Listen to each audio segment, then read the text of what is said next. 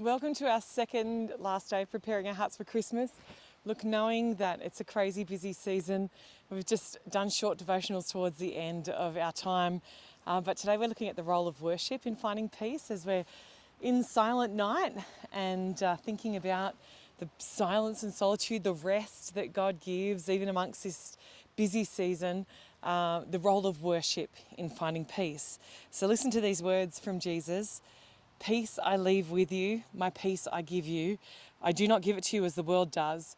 Do not let your hearts be distressed or lacking in courage. That's John 14:27. His peace he left with us. His peace he gave to us, and he doesn't give it to give it away. He gives it so that we might not be troubled, so that we might not be afraid, but we might be courageous. How exciting. Now, Colossians chapter 1, verse 15 to 20 would have been like a hymn, a creed of the early church. He is the image, talking about Jesus, he is the image of the invisible God. So he is God revealed. He's God's self-revelation.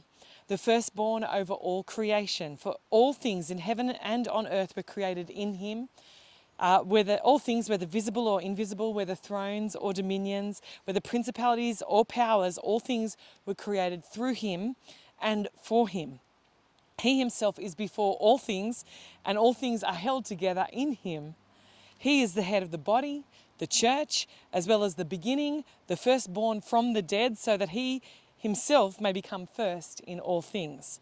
For God was pleased to have all his fullness dwell in the Son, and through him to reconcile all things to himself by making peace through the blood of his cross, through him, whether things on earth or things in heaven. Oh, this is incredible. So today, let's meditate. Let's think about the peace that has been brought into our lives. That kind of peace that is not won by the world and so therefore cannot be taken by the world. This peace resides deep in our hearts and for all time. Amen.